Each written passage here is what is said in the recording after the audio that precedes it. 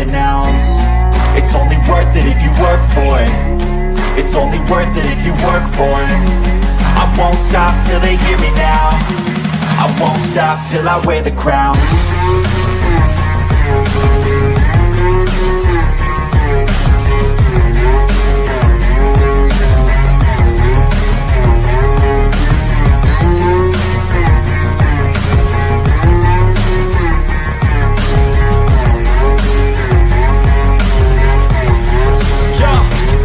Let's go. I'm just telling you to fight for your dreams, but it's not what it seems. Man, it's hard to be seen when everybody wants to be king. Yeah, they all want to ring. Yeah, we all want to be free. Hey, folks, we're going to have a good show today. Me and Ant-Man, we're laughing behind the scenes. We're going to have a good time today. I'm here with the Ant-Man, the one and only Ant Berg, Spear Jackhammer Berg. What's going on, Ant-Man? I'd just like to say I am number 34 and I am declaring us eligible to appear on this podcast. Oh, man. Hey, you're definitely eligible. He's also, I think he's a bachelor, too. If you're single out there, eligible females over there in UK. But we got a good one for you folks today. Yes, we are in the playoffs. Ant Press. Yes, we're 100% in the playoffs. We're going to get into a little bit. I don't want to spend a lot of time on the Dallas thing, but we're going to kind of finish it up here because I want Ant-Man to rage, and I really like it when he does that. It makes me happy. Then we're going to get into the Minnesota Vikings and Lions game. I feel bad for Minnesota. I think they're going to – oh, what is it? Controlled fury from Dan Campbell. I think that the players got controlled fury, and it's unfortunately it's going to get released on the Minnesota Vikings. We'll get into that. We'll take some QA. Happy New Year to everybody out there. Same with the Ant-Man. Ant-Man, just go ahead. Let it go. Well, Dan might have controlled fury, but I have uncontrolled fury about what happened today. I am still mad about what went off the other day because it's just the doubling down, the tripling down, everything in the days since this game and how they've just defended the indefensible. And more video evidence comes out and more actual facts come out that they messed it up. And it just makes it even worse. And it's a shame because I actually really enjoyed the game.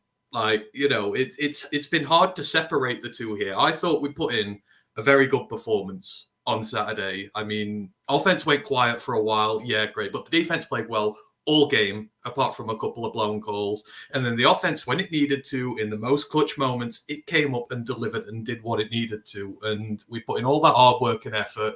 We won the game and then had it screwed off us. Again, like, you didn't think you would get a worse decision than the Pettigrew one all those years ago in Dallas. Well, they're like, hey, we're going to surprise you. Well, it threw away a lot of hard work. And then to see the Arizona Cardinals beat the Philly Eagles, which, like, we have a genuine shot at the 2 seed here, you know, if that result happens. And what has gone, that's the NFC South you're playing in the playoffs. Like, they're garbage. You get any of those guys to Ford Field, you will beat them. But I'm just furious. And I hate it for the team as well. That was our bona fide signature win in prime time, beating a legitimately good team with a legitimately good offense, which we kept quiet for the entire damn thing. And they played their asses off. And for it to be taken out of their hands with a decision at the end of the game, which does cost you the game, then it just befuddles me. And now, you know, we've got to deal with that. We've got to come back. And I agree with you. The Vikings are in for a world of hurt this weekend because I don't think they're going to take it lying down.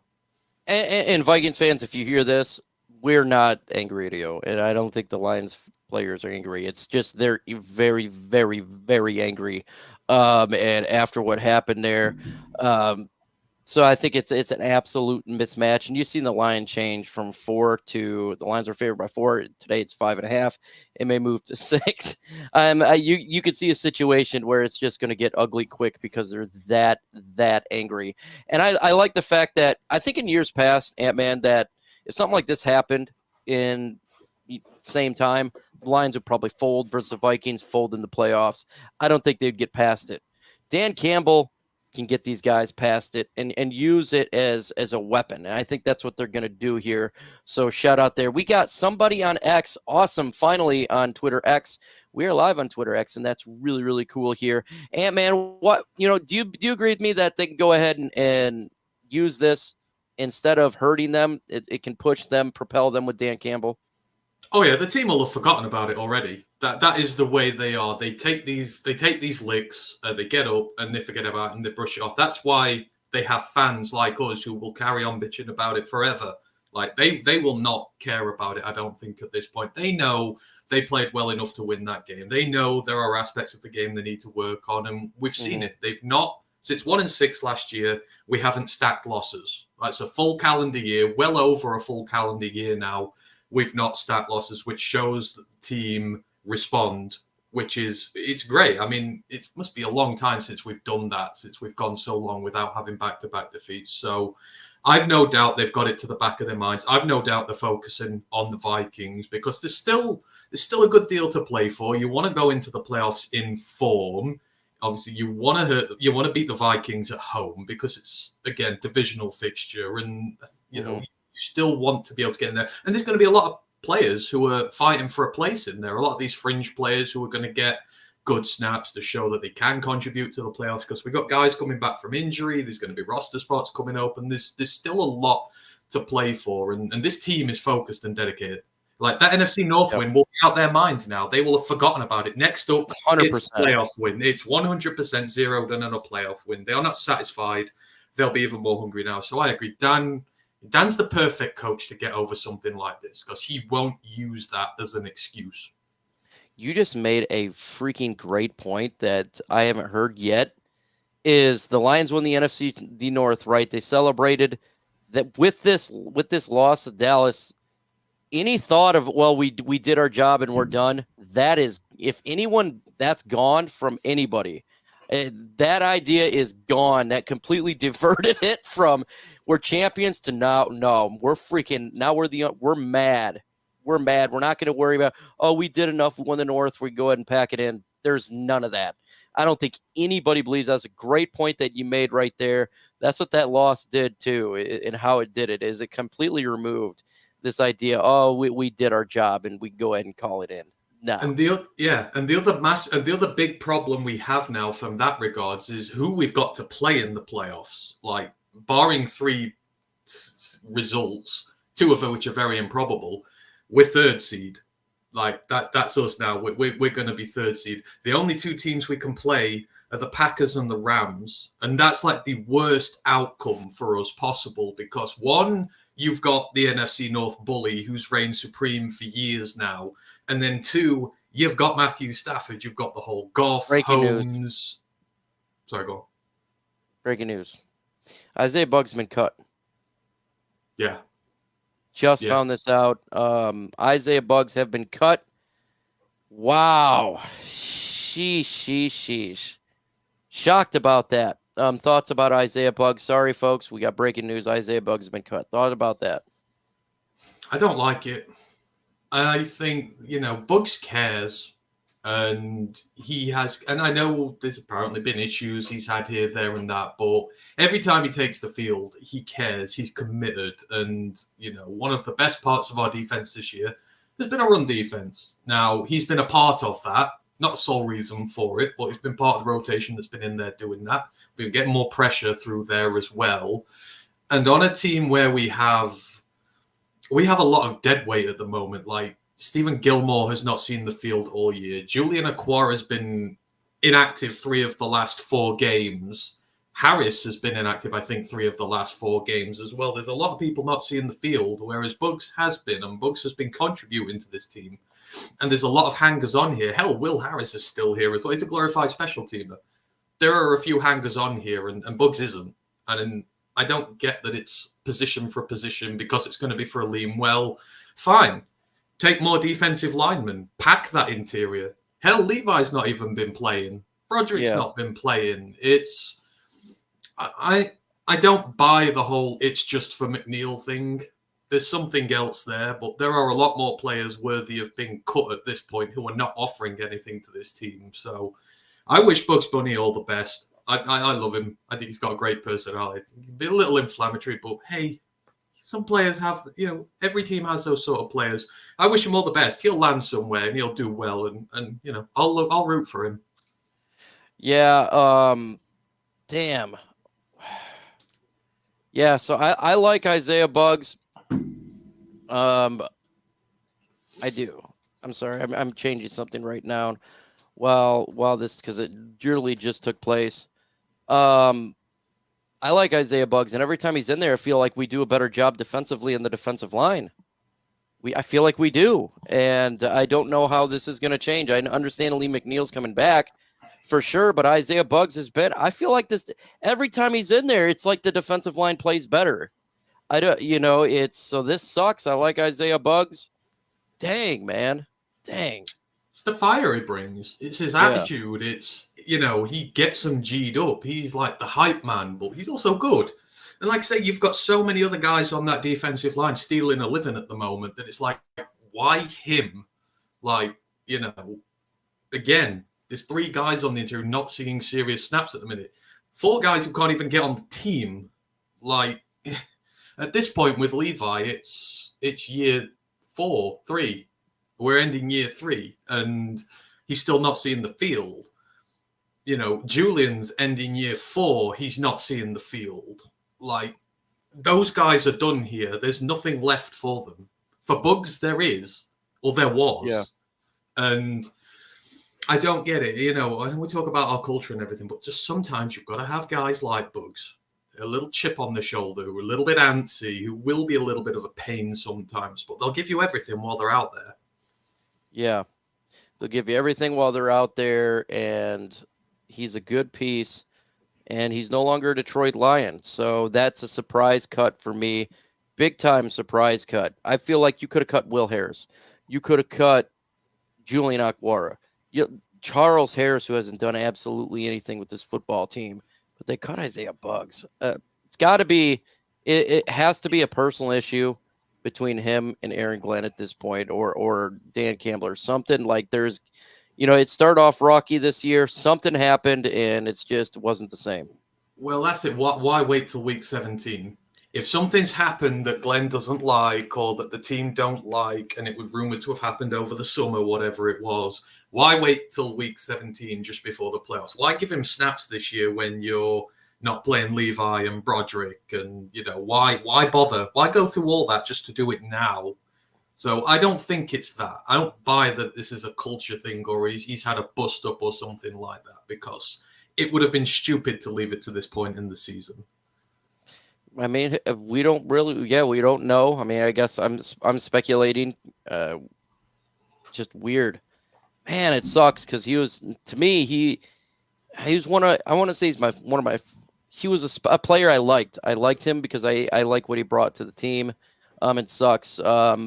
We'll see how this defense responds with him being cut. We'll see what happens there. But man, I wish Isaiah Buggs nothing but the best. Please don't go to the Dallas Cowboys. Please don't go to the NFC North. Don't go to those teams. Don't go to the Rams. Don't go. Don't come back next week. Don't go to the Rams. I could see a situation like if you're a team that's about to face the Lions, that's what I'd do. Like, I would pick up Isaiah Buggs. You'd have he understands the defensive plays and all that type of stuff. He'll get picked up. Does he go on waivers then?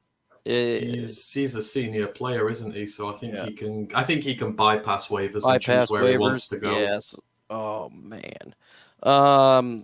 Yeah, that's the last thing, man. That sucks. Isaiah Buggs being cut from the Detroit Lions. I wonder if there's gonna be any more cuts going on. I think they had to make like 3 cuts because they have James Houston eventually, who's going to be on the roster. CJ Garden-Johnson's going to be on the roster. Bruce Irvin I think he's got to be on the roster. I think he's been the 3 times there. And then they brought in Michael Badgley because he was the practice squad, and they had to sign him. So, or the Packers. Yeah, I don't want him on the Packers. We've got 2 spots free at the moment now, I believe. And obviously CJ and Aleem are back this week, so that'll probably be them 2. And then Houston, not till next week, I don't think, Dan said.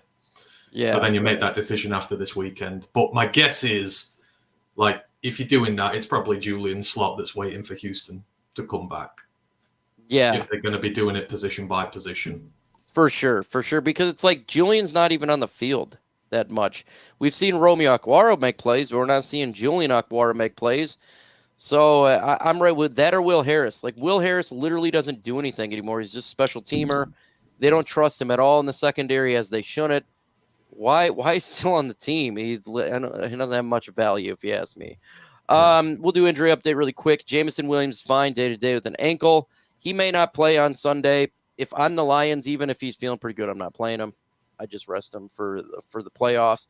The Lions got a plethora of wide receivers, and you know what I'm saying? So I had to worry about the Lions are healthy. Lee McNeil is coming back.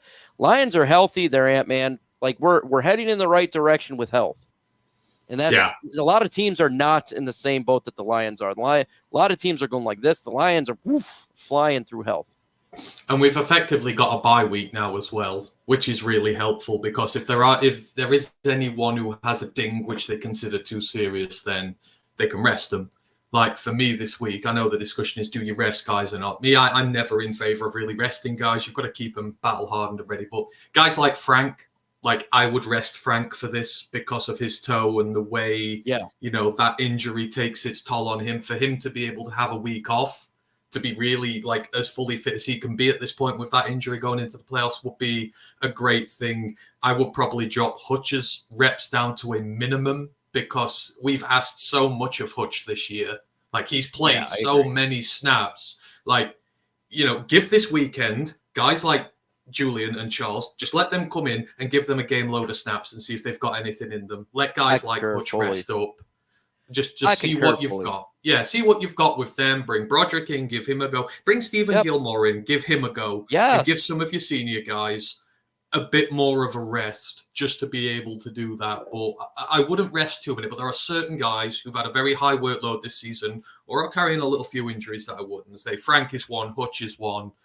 I let those guys sit because we've got depth and we can, we need to see what some of the other guys have got going into the playoffs. We need as many contributors as possible. We can't have these guys who are just inactive every week, not showing us what they can do. Yeah, I fully agree with you. If there's any sort of nagging injury, Frank Ragnow, just rest him. Like, we know we got Frank. We know he's going to be good to go. If there's any inkling of any sort of tingling of injury for any player, relax those players. Look, if you want to give these guys, you still want them to play, cool. Then just reduce their reps down significantly. That's what I would do. That's why you have depth here. Let's see what some of these other players can do.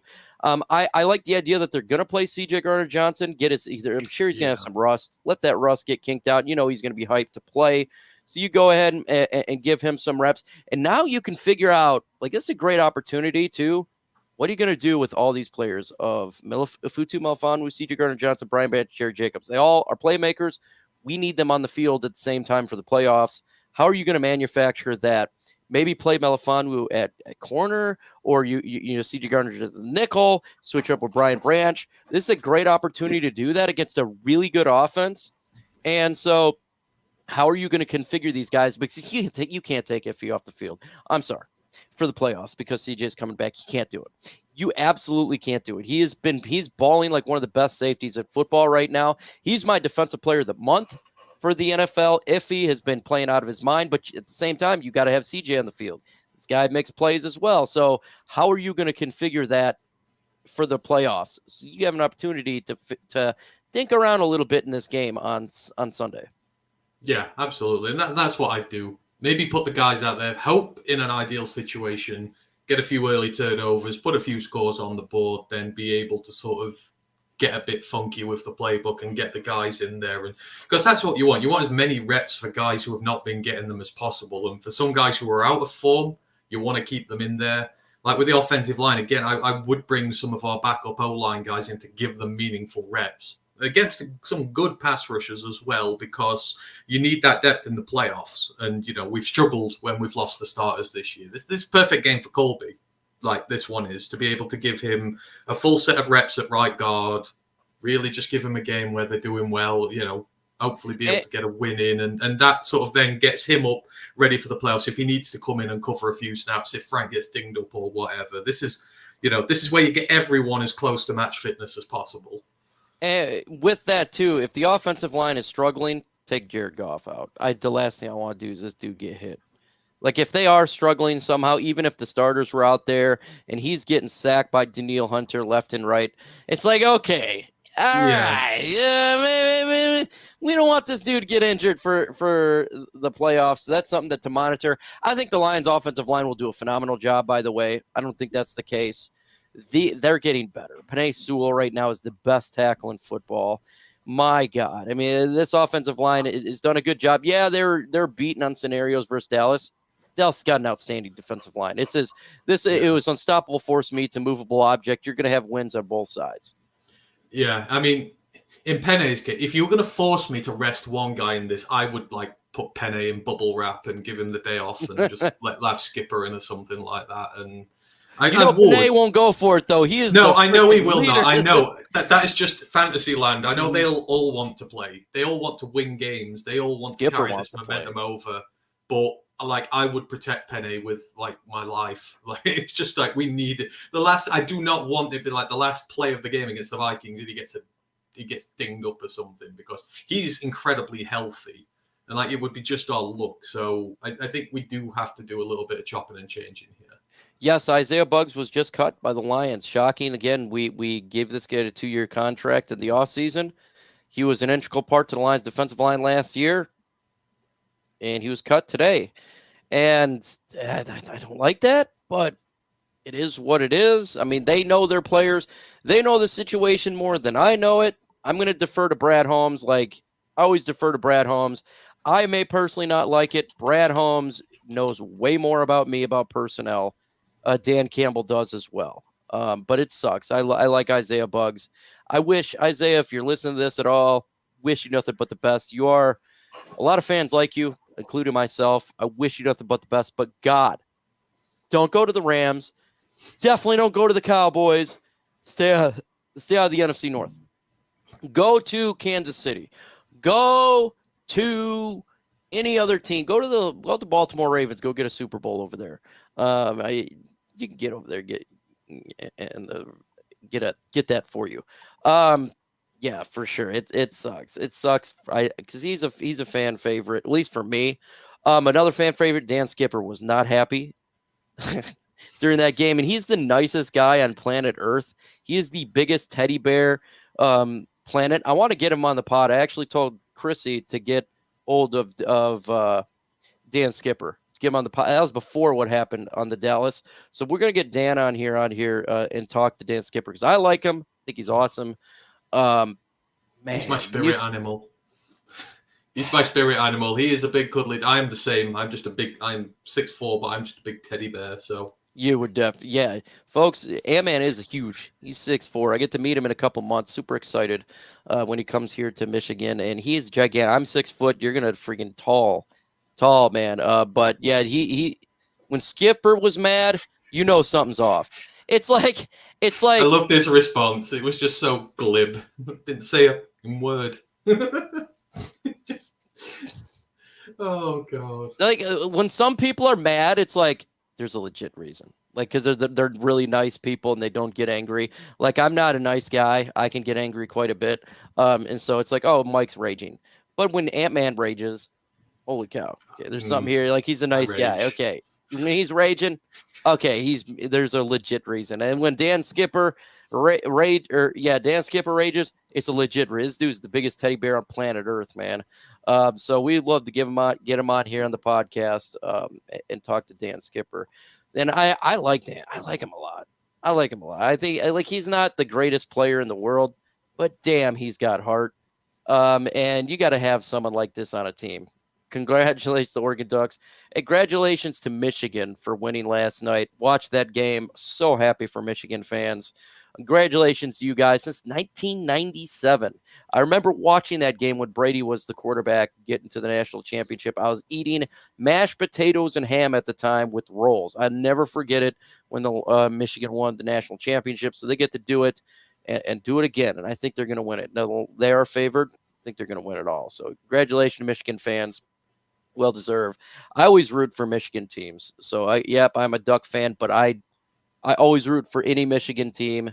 Huge shout out to them. Oh, great day to be at a Michigan. Ooh, alumni. Yeah, you guys definitely deserve it. I'm an alumni for Davenport University, and you're never going to see Davenport anything like this. They just started their football program like 7 years ago. And they're way down, way down. But yeah, so shout out to Michigan here. The Vikings. I could go over all these stats. And first off, I got to say this. And I got a lot of friends that are Vikings fans. One Bar Lupacus, got to give it on the show here. Their defense has been exposed. And I know that they like Brian Flores.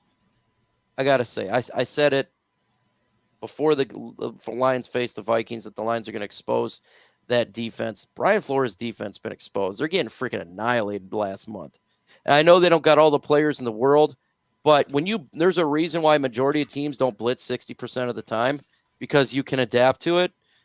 I think the Lions offense are going to adapt even more. They could put up 40 points in this game, Ant-Man. Yeah, I mean, it just depends how much they're up for it in this one, because obviously their playoff hopes are pretty much done and dusted now. And they're having trouble with quarterback. It's the quarterback carousel there. It's just throwing a guy in on a drive and then throwing another. You're not giving anyone any chance. They gave Jaron Hall a half, and then they're like, yeah, that's it. That's enough for you. And it's like, that's not healthy. And it's like, oh, Nick Mullins, thanks for doing all that. Then we dumped you at the first opportunity. Do you want to come back in again? It's like, this team is in flux. It's regressing. It's not got a quarterback for next year. They're going to have to pay Justin Jefferson $40 million a year plus, like, for a skilled player when you've got very little to work with elsewhere where you need to, and you've got to get a quarterback from somewhere, which you're not going to get in the draft where they're at. Or you might, but you're going to have to pay heavily for it. I think the reaction we're going to get from here is, I think we're going to put down a lot on them. Obviously, we got the takeaways last time. The takeaways are still going to be there because the quarterbacks are still just giving it away. So we're going to get more possessions. I think the team's going to be very hungry. We're going to have a lot of fringe players in eager to prove themselves. And we know that when players are given a chance here, they do that. They take their opportunity and they'll make plays. And so I agree. I see going into this week, I think we're going to win this one quite handsomely because they will want to put out a statement going into the playoffs. Yeah, 100%. I think Vikings fans are calling for the firing of their head coach, KOC. He's a media darling. I don't know. They're in a flux over there. I'm not sure what's going to happen this offseason. I don't think they fire their head coach, but man, they got some issues over there. They honestly could be the worst team in the NFC North next year. When you look at it, I think the Chicago Bears are flying up right now. They're playing well. And I think the Bears will beat the Packers. I think the Bears are the second best team right now in the NFC North. So it very well could be that the Vikings end up being the last place because they lost the Packers there. So it's an interesting. I think the Lions. I could do all these stats. I got all the stats for you. Do you guys really want me to mouth off the stats? Not really. I think this is more of an emotional game. Some more of a revenge game from the Dallas game, and this is more of I personally think I watched that Packers-Vikings game, and I felt like the Vikings players gave up. I did. I posted on my Twitter. These guys packed it in. They didn't even – it was brutal, man. They were just getting annihilated. I thought they packed it in. I think they're not going to be – they'll pack it in again on Sunday. Lions may win by 20 points, something like that, to where you got one team that's very angry and the other one's kind of looking towards the offseason. So – I'm not going to do stats. Stats doesn't mean anything in this game. No. I mean, I said at the start of the season with them, especially when Kirko got injured, it's like you've got a very uncertain situation going forward. This was the year. I know teams don't tank and lose games, but if you're strategically going to be bad, this was the year they had to do it. Because, again, you've got a need for quarterback. If you can't get one in the draft, you're going to have to pay Kirk Cousins $50 million a year, $50 million a year. And that will be suicide for them because he's good, but he's not that good. And you're going to have to roll with him into, he's aging. Now he's coming off a big injury. And you're sort of in purgatory at this moment in time, trying to build that team up. So it's, they are in a bit of they're in a dilemma at the minute. And I say, you're in a division where we're ascending. The Packers will start ascending again at some point. The Bears, it depends what they do with Fields.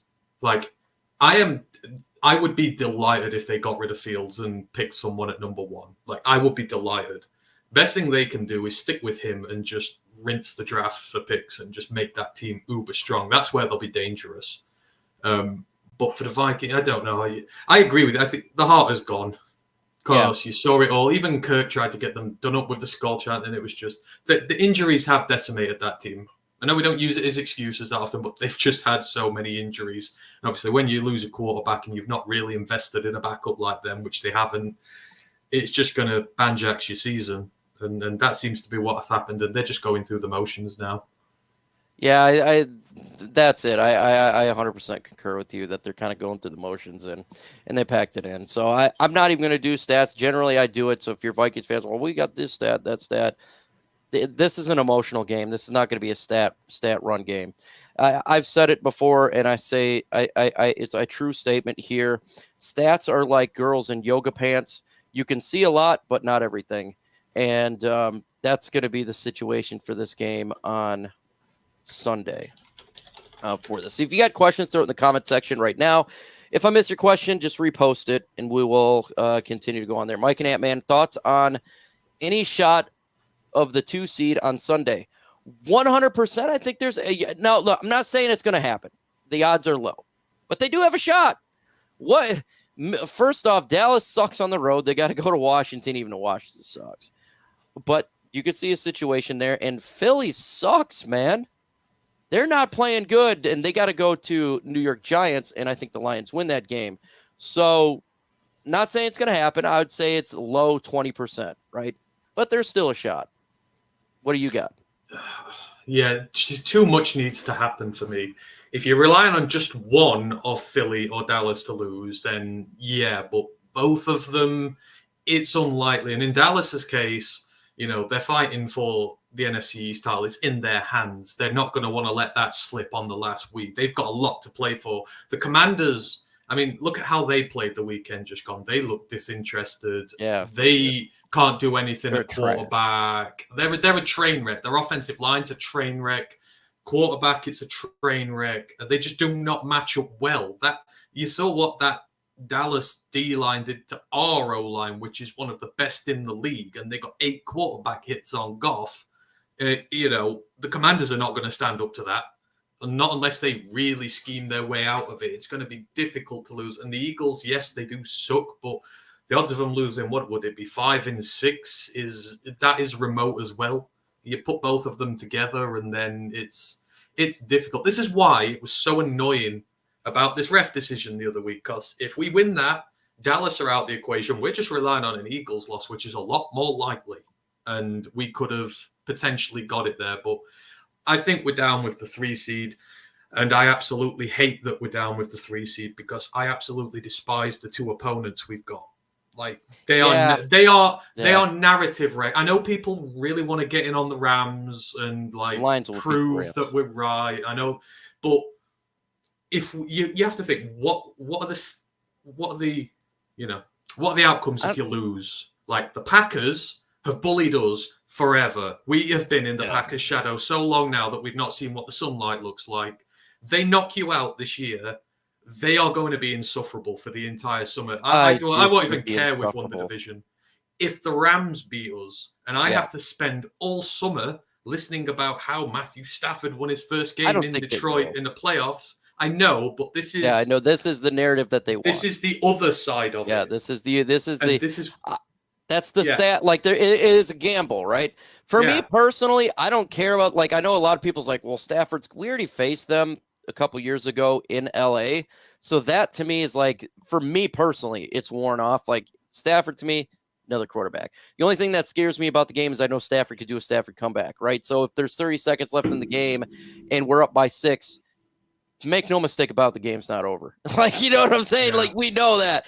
But in all honesty, if I'm to look at opponents that's legit, without narrative, without NFL narrative, without the Stafford turn, just opponents, Seattle Seahawks scare me more than the Rams, and the Green Bay Packers scare me more than the Rams. I would rather face the Rams. Just stories not the same, because the Lions defense are good against quarterbacks that stand in the pocket, and we're not good against quarterbacks that are mobile. So it's I think the Lions, like if the Rams came here, I think the Lions could win maybe by like 9 points. You know, it's one of those games where I think that this defensive line could get after Stafford. He's not going to run around. He's going to take the sack. He's not going to be Geno Smith. He's not going to be Jordan Love, kind of get out of the pocket to extend the play. He's going to take the hit. Now, he's not completely immobile, but he's nothing like a dual threat quarterback. And so I think the Lions will do a good job. We already give up a lot of passing yards anyways. We're stopping the run. We give up passing yards. So what's the difference if we give up 350 yards to Matthew Stafford than 350 yards from Geno Smith plus another 100 yards rushing? You know, so that's the way that I kind of look at it. I think the Lions and their defense is not as good. It's not that good. Yeah, they still got Aaron Donald, but I think the Lions would shred them. That's my personal opinion. Now, obviously, there's fans like you. I don't agree. Like, I don't want to face the staff. I don't care about him returning. I think you're kind of the same way, right? It's whatever. So I know some people want that. Like, we want to beat Stafford in Ford Field. I personally don't care about that. Like, I've been over the Stafford trade. I was happy for the Stafford trade. In all honesty, they keep saying Stafford returning to Ford Field. I think if this game does happen, it shouldn't be Stafford returning to Ford Field. It should be Jared Goff giving a middle finger to Sean McVay. Yeah. Remember, Stafford asked for the trade. Jared Goff did not ask for the trade. I think that's what the narrative should be. It's screw you, look what I'm going to do to you after you threw me away. I think that's what the narrative should actually be, even though it's not driven that way. Oh, absolutely. And like, if you win, like you're putting so many dominoes down at this point, you know, revenge, first playoff win, all that sort of stuff. And this is why I think with the team, like I said, they'll not rest on their laurels. The NFC North is not enough because they also, if it is the Packers, they, you know, if you lose to the Packers, that wipes away all the good you've done this year because that's all you're going to hear twice about. In Detroit, that would end it all. And the players do not want that. Like, they will fight tooth and nail, and they will be the most committed they've ever been. You know, I want to beat. That's why I want to play the Packers. Yeah, with the Rams, it'll be the same. It's narrative killing. Yeah, they love to kill narratives, and that's Same why I think they will be hungry as. Just me personally, though, I want to enjoy this NFC North win. I want to feel positive momentum going forward, and a loss to either of those two would leave me feeling so deflated, like when the season was done, that it would just be. But at the end of the day, I don't care. I'm glad we're in the playoffs, and I think whoever comes will kick their ass. But yeah, I don't care. I don't care. I like me personally. I want to face the Packers because of what happened on Thanksgiving. I want to, like, you know, that even though I feel like the matchup would be better with the Rams, but I want a revenge tour. I want to face Green Bay on the wild card game. Then I want to go and face the Dallas Cowboys.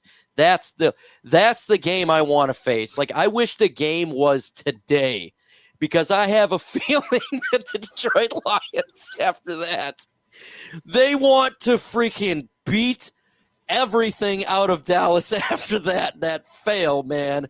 Oh, my God. I think the emotions would be so high. Like, remember when Jim Schwartz was facing the 49ers? I think it was 2011? And we were 5-0. And like the emotions in that game was exploded, and then they got in the Jim Schwartz and Jim Harbaugh thing. I don't think Dan Campbell would ever get like that where he wants to fight, but I think it'd be an emotional game like that. Yeah. Oh God. Yeah. Absolutely. You tell Dan's nearly at that point. The refs do one more thing. I think they're going to push him over the edge. Like they're close. You kind of got the halfway point where he's screwing up things. You can tell he just wanted to hit something in that press conference the other day. He's walking around. He's not at the podium. You can just tell he's so controlled though. Like, God dang. But one more of those. Like, if that happens in the playoffs, then God help whichever ref does that, because I think he will probably Goldberg spear them. Like, he'll rip my move off, so he'll rip my move off. Jackhammer, rip his freaking head off. They are who we thought they were. It would be a situation like this. They are who we thought they were. Like, it would be very angry. And I mean, the best scenario to not be played Dallas at all. Let Dallas lose at home as the 2 seed to the Falcons, and then the Falcons come to Ford Field for the divisional game, and we go to the NFC Championship game. That's the one you want. We'll get to SW. Man, I love SW. This guy rocks with everybody. Shout out to SW Lion right there, UK guy. Matt, Mike, and Anthony, did Iffy blitz at all in the Dallas game? Why no double covering Lamb? I don't know that. We're gonna get that. That's a great question there because they need to, especially the third down pass. Why wouldn't they double? This is what I don't understand, Ant-Man. Why do they not double a guy like CeeDee Lamb or a Keenan Allen? Christian Watson, Justin Jefferson. The defense has played much better. Kudos to Aaron Glenn. This is a critique. I think he did great. I think their defensive plan was amazing. So this is a critique. Aaron Glenn, thank you you've done a lot of changes as of late. You've changed the secondary. You're moving Hutchinson around. I love what you're doing, but why are they not double teaming? Why didn't they double team CeeDee Lamb? Dude put up 226 yards. It's like I think we're all screaming, just put a safety there. Like, I get it that but man, why were they not doing that? See, I think they try and disguise it a lot. Like you saw against the Vikings when Kirby got his pick, that was a disguised double team because as soon as Mullins was throwing moonballs all game, as soon as it went up, he'd change his course, he'd come in and pick it.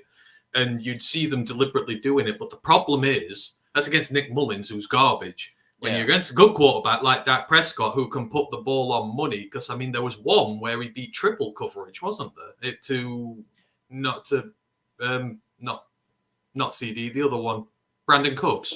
Brandon Cooks beat triple coverage on one, because the ball was placed perfectly. So I think they're just trying to find the right balance of disguising the looks, because obviously if you're too eagerly in double coverage, then other people are open. So I think they just try and disguise it a little too much. That's what I mean. You've got to find the right balance for it. I mean, this week's the perfect opportunity because you're going to be coming up against Mullins again. We picked him off 4 times last time. You can do it again, but you're going to need to find a way to do it against the better QBs we'll face in the playoffs. Kafka's right. We did double Jefferson a lot. That is true. We did do it. He just was outside. At some point, we're tripling him, and he still made the play. Sometimes just great players make plays. Same thing when we had Megatron. Triple coverage. Great players make plays. And they're going to get theirs 100%. Like, I totally get it. Like, that's why I wasn't too mad about the Justin Jefferson. It's like, he's just a great player. But sometimes look, man, you got to put some focus on this great. But look, with their strategy again, and I actually agree with, like, they're going to get the yards. You held the Dallas Cowboys 20 points at their house. It's hard to get upset at all for this defense for doing that. Yeah, it could have been more with the strip fumble that went out of the end zone, but still, they're averaging 40 points a game. So I'm not going to get too upset. It's just a little bit of a critique. But I think they did. I think they should kind of do the same strategy again. I think they should do it, but maybe have a different plan for CeeDee Lamb. Other than that, this defense is playing a lot better last month. Aaron Glenn, I've been on him all year long, but he has made adjustments, and it's working. Yeah, it is. And I mean, if you take mistakes out of the equation, it wasn't as bad. So what did CD have? About 220 yards. So you got 90 on the Vildor slip and the touchdown. You got 30 because Cam Sutton whiffed on that in tackle that he went for about 30 yards. So that's 120 of your yards accounted for with mistakes. If you take those away, it's just 100. And I know 100 is 100, but still, it's a case of it's not actually as bad as you think. There were a couple of errors that did it for us there. So, and the yards don't care. This comment is what's irritating. Only people say, y'all still crying over the dumb coach, confusing everyone, but the fact is y'all never have gotten back. You know what? Dez Bryant, he made that catch, right? I'm sure you were really upset as a Cowboys fan when Dez Bryant in the Green Bay game, but no. See, everything is – I've been talking about refs all year long for every single team, okay? So this idea that you cry over the – you know what? The only time – people get mad is when it happens to you. But guess what? When it happens to you this year, you're going to be furious. Do you know what they forget as well? That DPI call on Amon-Ra St. Brown that never came. Yeah. Like, the dude was holding call. draped How many all calls have over been him. bad for the NFL Two. this year? And you want to make excuses? No, there's zero excuses. If there's missed calls on the Lions, I'm the first one to call. That holding call that happened where Jahmyr Gibbs gained like 30 yards, I seen the hold. I said, nope, that's a holding call. I have no problem if the calls are correct on any team. But the outcome of a game should never be done by a referee. It should be done by the play on the field. And guess what? If there was a tripping call that wasn't called, that should have been called. I have no problem calling it. But you want to come on here and say, you know it was wrong. So why are you defending it? Because you're biased with your own team. But when it happens to you, when it happens to your team, I don't want to hear you complain. When Des Bryant does the catch, no catch, I don't want to hear you complain. If you're a Seahawks fan and the Fail Mary happens, I don't want to hear you complain to your side, because if you're all excited when the good stuff happens, but then when something happens to another team, you don't defend it. Everybody should be on the same side on this one. If there's a bad call, regardless of what fan base you are for any team, it should be called out, because that's how you change it.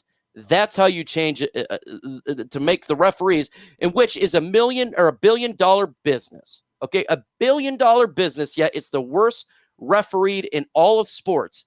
NBA, college, any college sport, football, basketball, baseball, MLB, NFL is the worst reffed sport in all of sports. Yeah, and people are saying, if anyone goes, oh, they're whinging about the refs, we've not mentioned the DPI on Amon-Ra St. Brown. We've not mentioned the fact that Commission Campbell were getting held like prom dates on CD Lamb's 97-yard touchdown that should have been called. Yes, they were egregiously bad, and we've not mentioned them once. Not once. Because it happens. That one at the end of the game, that is unforgivable, because that loses you a game.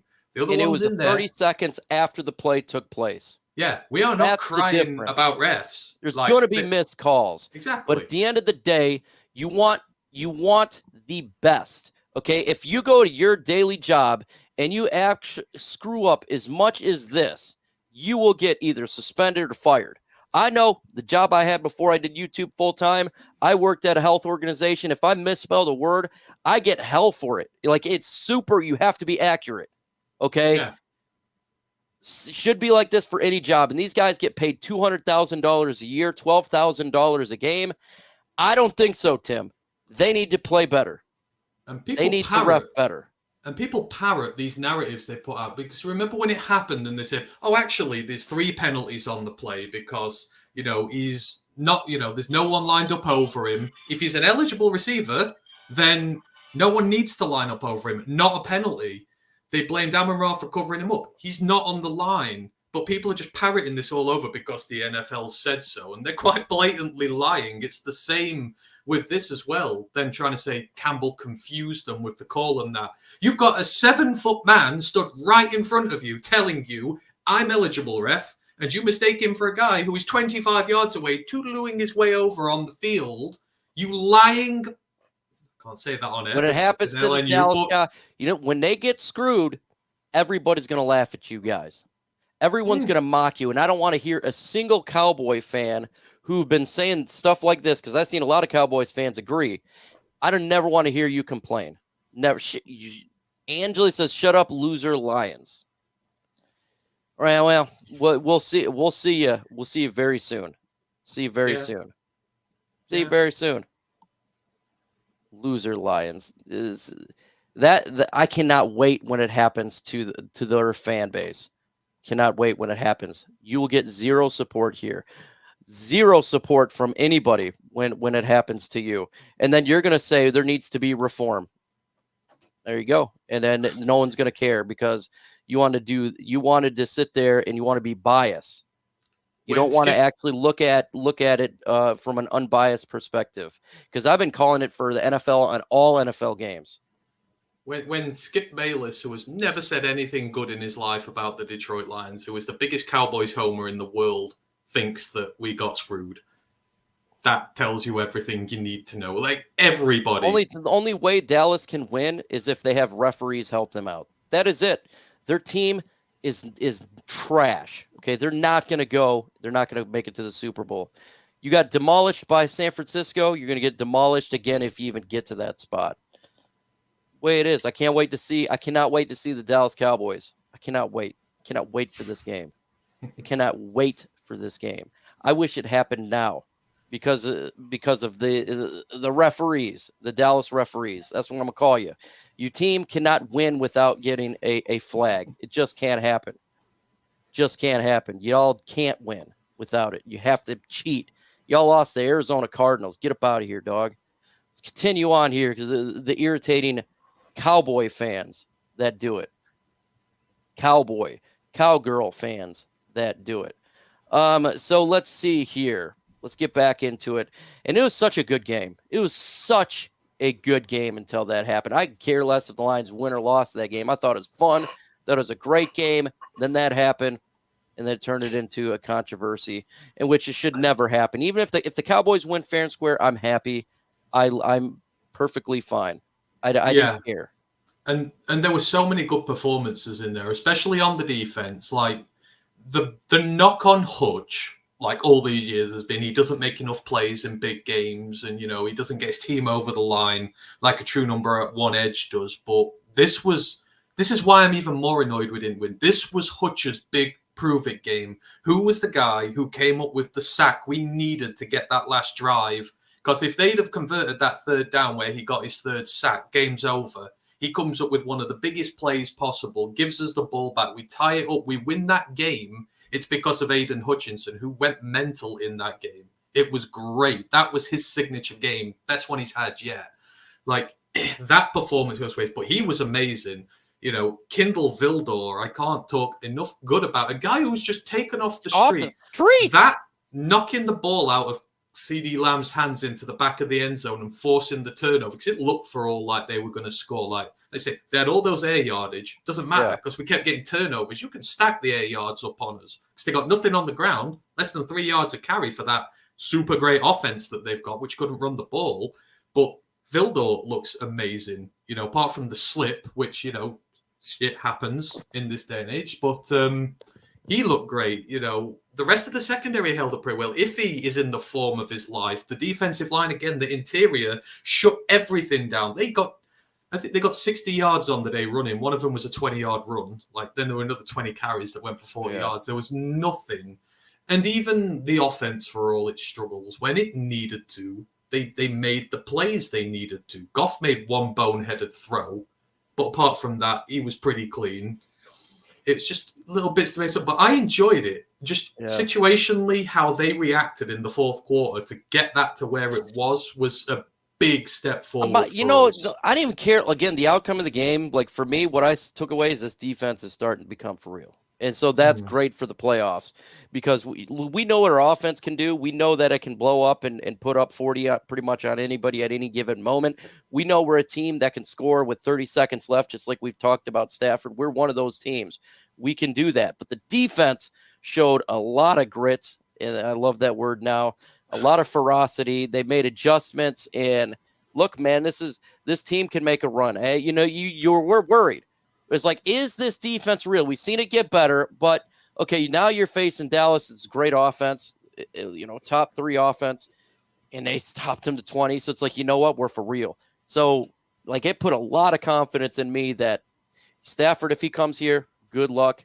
If we gotta go on the road for the playoffs, if we win the first game, we can do it. I don't fear the Dallas Cowboys. I don't fear the Philadelphia Eagles. And I think the Lions can keep up with 49ers. Why? We can run the football. And what's the one thing 49ers do so well that makes their whole offense run?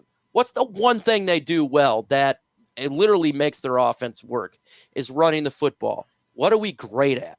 We can stop any running back, and that includes run CMC.